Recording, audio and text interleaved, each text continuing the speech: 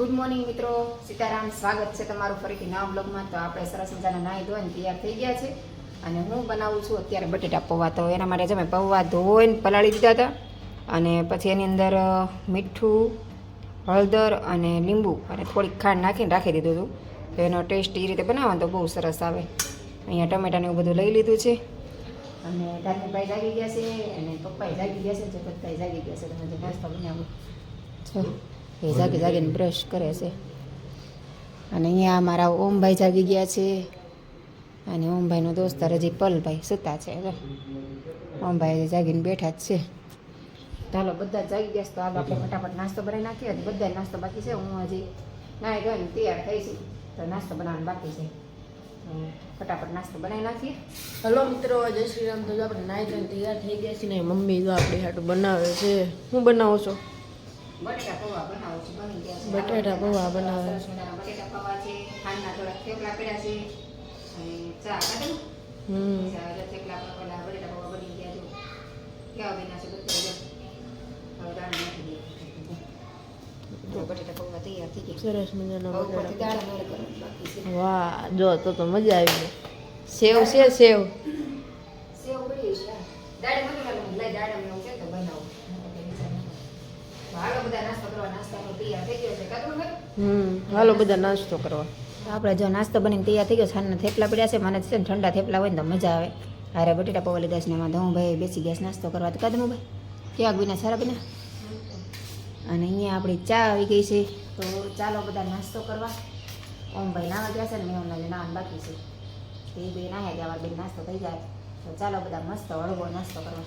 કાદમભાઈ કરીને હવે ધમભાઈ હું વ્લોગ ઉતારતી હોય ને તો એક્શન કરતો હોય પાછળ. કા હા રેવા દે. જો નાસ્તો થઈ ગયો ને ગાયની રોટલી લેવાવાળા ભાઈ આવે ને હું આવી ગાયની રોટલી લેવા માટે. અહીંયા જો ભાઈ આવી ગયા છે. ભાઈ અહીંયા જઈએ છે. હાલ્યો આ રીતે ગાયના રોટલા બધા આપે ને બધા લઈ લે. અત્યારમાં જો છોકરા રીલ બનાવવા નીકળ્યા છે. છોકરા જો કાંઈક નાટક કરવાનું છે ને તો પ્રચાર કરવા નીકળ્યા છે બધા છોકરા. જો સ્કૂલમાંથી આવેલા છે બધા. તો મેહુલ રૂમાલ અહીં નાખી દે ને પછી મને એમ કે હૂકવી દે. એને એક રૂમાલ નાખ્યું હતું એ આપણે આ કામ કરવાનું. નાહી ધોઈને ગયા છે જાણતા બધી વસ્તુ નાખ દે નાના છોકરાને. છોકરાનું જ કરવાનું હોય ને પપ્પાનું જ કરવાનું. બોલે એક રૂમાલ ન મૂકે કોઈ દિવસ. અહીં મૂકીને વ્યા છે ને મારે હુકવવાના. અને ન હુકવે તો રેડું પડે પાછું. જો અહીંયા છોકરા નાટક કરે છે.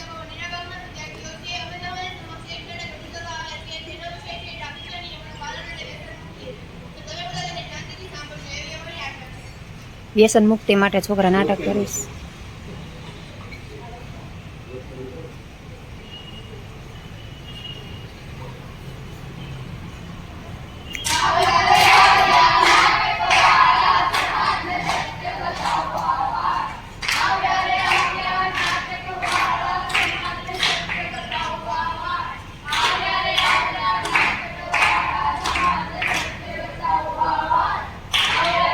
જો આપણે બટેટા પૌવા બનાવ્યા હતા તો એ લગભગ અડધા ભાગના વધ્યા છે. કેમ કે ઓમે ને દોસ્તારે હાવ થોડું ખાધું ને ધાર્મિકભાઈને ઉતાવળથી તો એ વયો ગયો.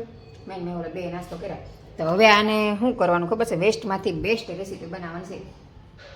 ભાઈ તમને એમ થતું છે કે બટેટા પૌવા છે એમાંથી હું વેસ્ટમાંથી બેસ્ટ રેસીપી બને તો એમાંથી પણ બને. જો કે કોઈ પણ વસ્તુ એવી નથી કે જેમાંથી વેસ્ટમાંથી બેસ્ટ રેસીપી ન બને. અને હું ગમે એ વસ્તુ વધ્યું હોય એને બપોરે એનું ન ખવડાવું પણ એમાંથી કંઈક નવી રેસીપી બનાવી દઉં અને છોકરાને ખવડાવું. તો હવે આનું હું બનાવીશ એ તમે વિચારો ને મને કોમેન્ટ કરજો કે આનું હું બને એમ. મેં તો વિચારી લીધું મારે હું બનાવું પણ તમે કોમેન્ટ કરજો ને હું તમને બનાવીને પછી બતાવીશ કે આનું હું બનાવું. અને જો ટાઈમ રહેશે તો વિડીયો પણ બનાવીશ. બરાબર? તો હાલો હવે આપણે રસોઈનો ટાઈમ થઈ ગયો છે. 12 વાગી ગયા છે. મતલબ પોણા 12 વાગવા આવ્યા છે. તો રસોઈ બનાવવાની તૈયારી કરી નાખીએ. કેમ કે ઓમભાઈ ધમભાઈ ક્યારે આવે એનું કાંઈ નક્કી નહીં.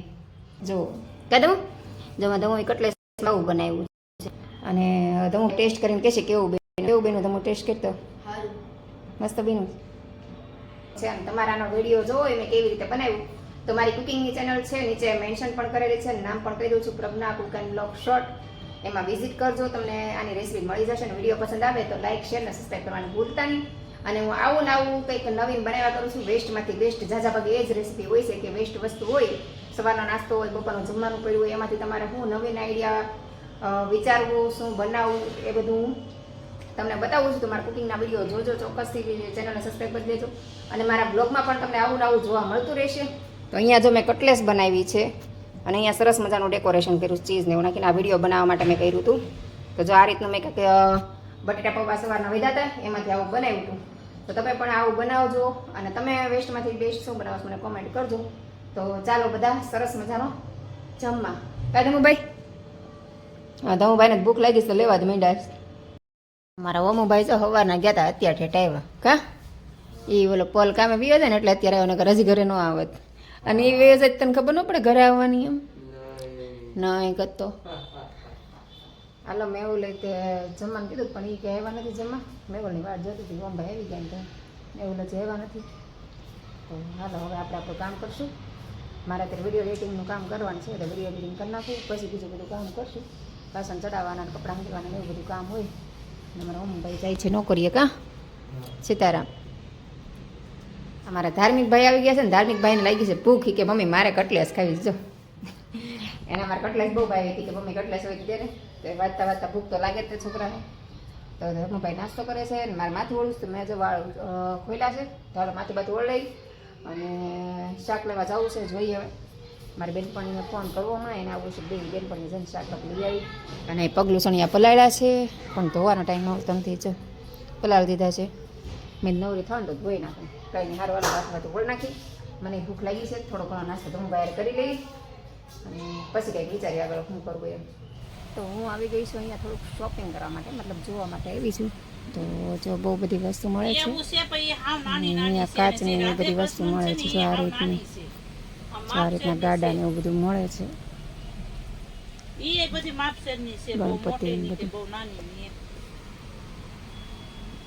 હું છે ને અત્યારે આવી ગઈ છું બરોડામાં. એકલી જ આવીશ, શર્મિલાબેનને લઈને આવવાનું હતું પણ કામમાં હતા. તો જો આ બરોડાની સામેની ગલી છે ને એમાં આવી છું.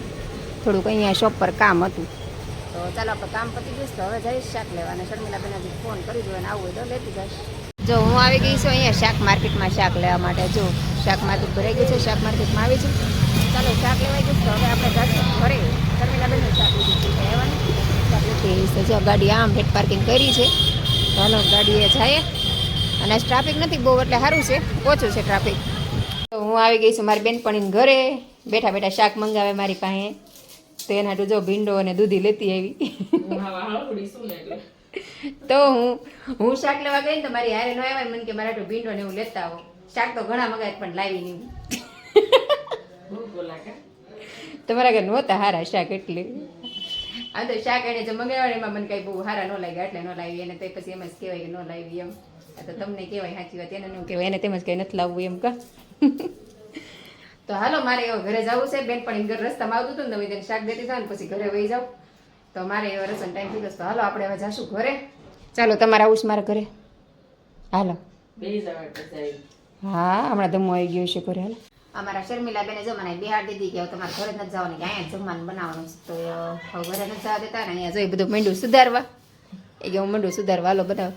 તો હાલો હવે અહીંયા જમીન જવાનું છે. અમે જમવાની બોલાવી લીધા છે. તો હાલો મને ફટાફટ રસોઈ બનાવવા. આવા મેડમ કંઈ જવા દે નહીં. આ હું આ ટાઈમે અહીંયા આવું એટલે જવા દે નહીં ને એ બાને કંઈક ને કંઈક બોલાવ્યા ઘરે કા. પાછા દાંત કાઢે છે જો.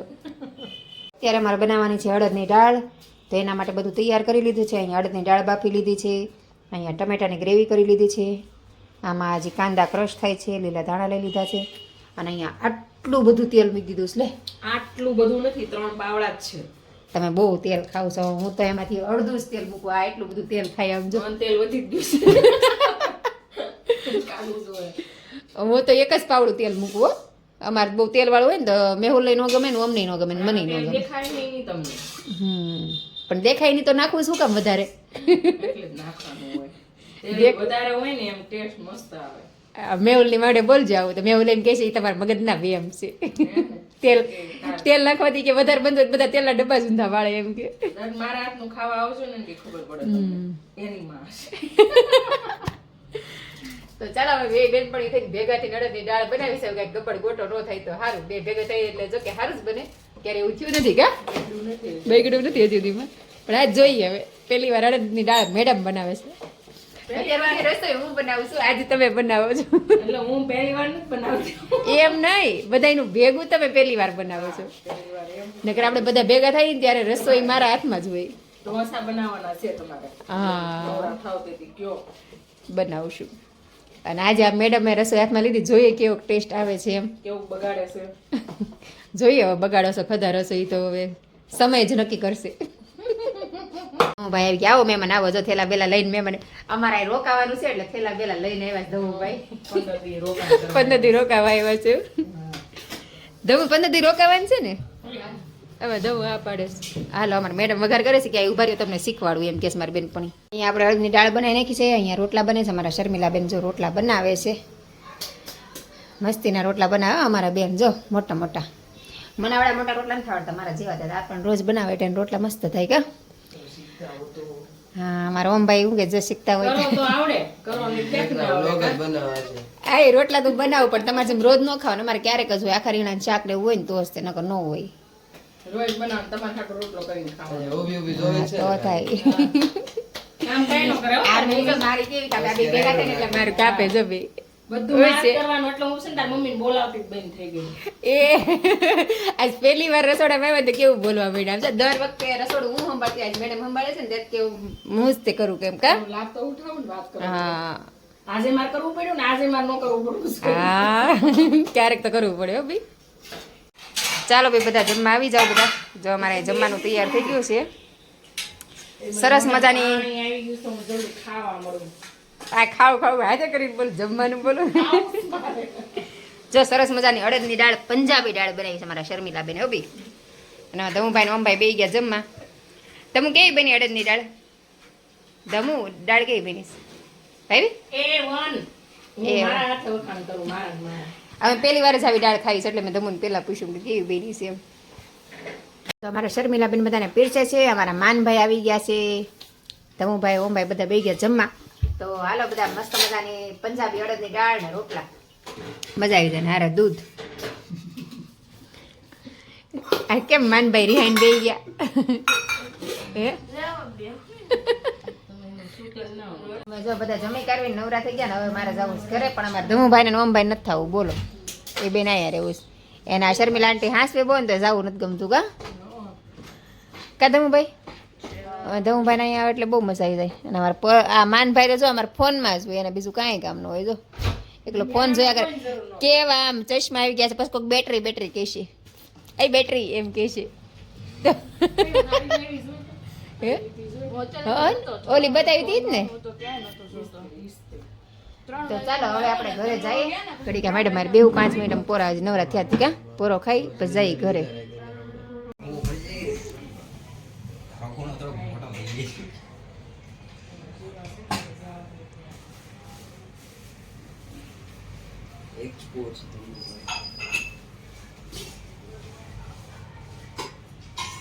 તો આપણે જો ઘરે આવી ગયા, મેહુલને જમવાનું આપી દીધું. મેહુલ જમી કરીને નવરા થઈ ગયા અને હું નવરી થઈ ગઈ અને શાક લેવા ગઈ હતી તો શાક મૂકું છું. તો રીંગણા અને કાકડી ને એવું બધું લઈ આવી હતી, વટાણા ને એવું. અને અહીંયા જો ધાણા લાવી છું. અને આજે પહેલી વાર સુરતમાં મને દેશી મેથીની ભાજી મળી. આમ જો એકદમ દેશી છે. આ ભાજી છે ને સુરતમાં ન બને ને ત્યાં સુધી. જો આ ઝીણા પાંદડાની છે, નજીકથી બતાવું.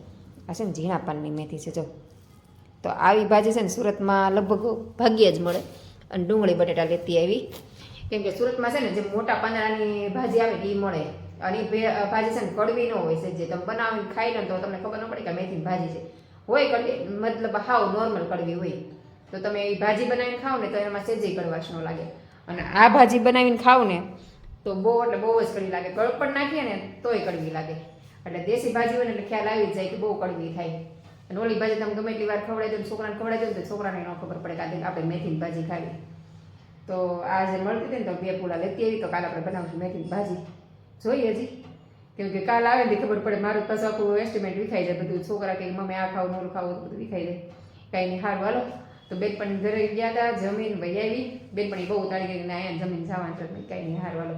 હળદની દાળ ને રોટલા ને એવું બધું બનાવ્યું હતું, જમી લીધું ને આવી ગયા. તો બસ આજનો દિવસ આપણો આવો રહ્યો. તો આજનો બ્લોગ આપણે અહીંયા જ પૂરો કરી દઈશું. તો તમને મારા બ્લોગ ગમતા હોય તો લાઈક, શેર અને સબસ્ક્રાઈબ કરી દેજો. તો આપણે ફરીથી મળશું કાલ નવા વ્લોગ સાથે. ત્યાં સુધી બધાને good night, Sitaram, bye bye.